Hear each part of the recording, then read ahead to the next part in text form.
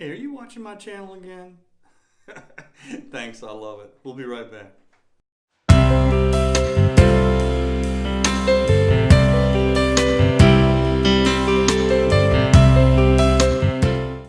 Hey, thanks for watching my channel. I really appreciate it. This is Scott with Successful Small Service Contracting and Contractpreneur.com. And today I want to talk about Scott's rules of selling in the home or office. Okay? All right, first rule, there will be no selling. Zero selling, no selling. However, you will be informative, kind, and helpful to your client with no obvious emphasis on selling the job. I say obvious because, well, hell, you don't want to sound like a salesman, but you need to sell something, right? It's common for contractors to show up on a call, spot the first problem they see, quote a price to fix it, and then move on to the next call. Man, that's a bad call. The first thing you see is rarely the only thing wrong. Find out if something else has made the first thing go out. Does that make sense?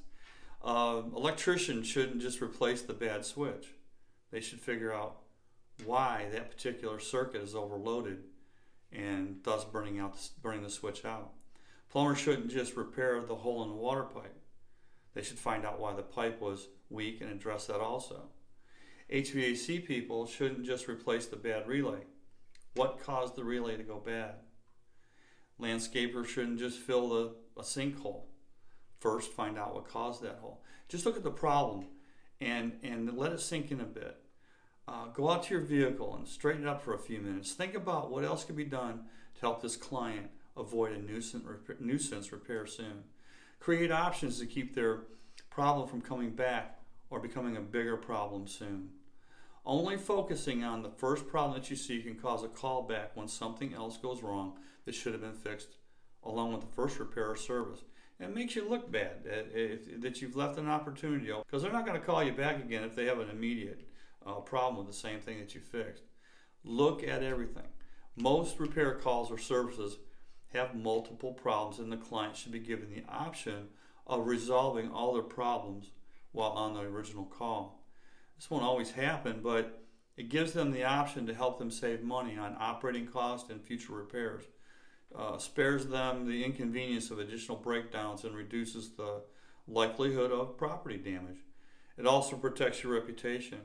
If your client declines to resolve their system's deficiency, at least they were warned and can't blame anyone but themselves when bad things happen later. The paperwork backs it up, keeps you out of the hot water. Next, no sales pitches. Just plant seeds. You never want to come across as a salesperson there to sell something. You're there to help them. Don't say much of anything when you spot that first problem. Just keep looking and don't say much while you're running your inspection. Keep a poker face and just gather your information. Additionally, if you start bringing them up too many problems as you see them, the clients are just going to start asking, how much is all this going to cost? It's starting to sound quite expensive. Next, believe in your product. Your clients can read you like a book and can tell when you're sincere. Only quote those products or services that you honestly believe that they will benefit from, and you'll be much more successful and sleep well at night.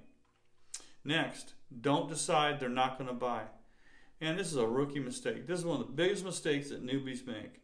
I've seen the guy living in a mansion buy the least repair cost and the guy living in a mobile home choose the largest cost. There's absolutely no way of knowing by the way the house looks, the car they drive, or how they dress or act whether or not they're going to buy what you offer or at what level. The key to success in this business is to do your job on every call, which means look thoroughly at the job. Make a list of what needs attention in order of priority. Create options for the levels and costs of each level. Then go over it with the client and let them choose the level and cost they're most comfortable with. Let them choose. Next, make them give you a counteroffer if they want to negotiate, and this is going to happen. Clients frequently want to negotiate with you, even with choices menu pricing, and some things are negotiable. Everyone always wants a deal, and sometimes you can give them a deal, but when you're in a negotiation situation, Never just drop your price. Once you've made your choices menu for them and they want a lower price, make them counter your choices that you prepared for them. Ask them, well, how much are you willing to pay for this?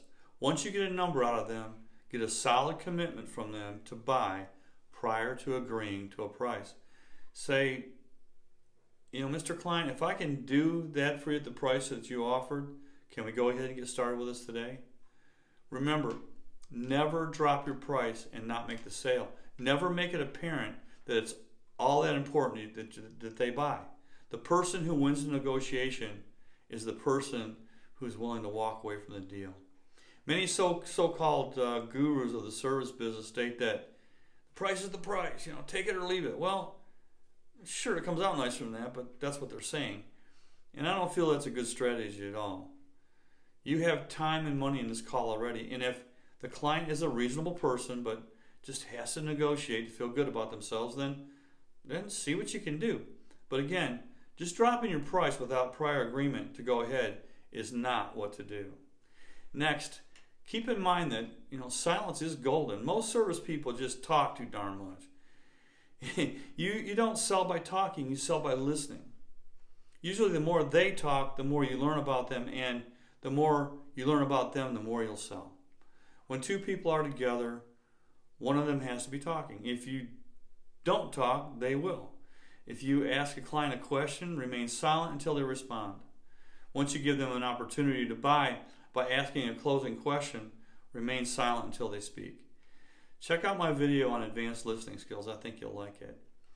Next, make them drag the information out of you. Don't go into a client's house or office with the intent of educating people. That's a huge newbie mistake. Of course, be nice and courteous, but don't try to show how much you know about your job. Don't provide a lot of information. You can easily bore them. Don't appear too anxious. Tell them the bare minimum and make them draw more information out of you. Then you won't have to talk too much. These rules will help you make service providers like yourself be more focused on the job and be able to better close more sales than normal. Okay? Well, that's it for today. I hope that's helped you. Please let me know if I can help you in any way I can. And I truly mean that. If there's something that's not making sense to you, put it in the comments. I'll get back to you. Thanks for tuning in today. I really appreciate it. Take care. We'll see you in the next video.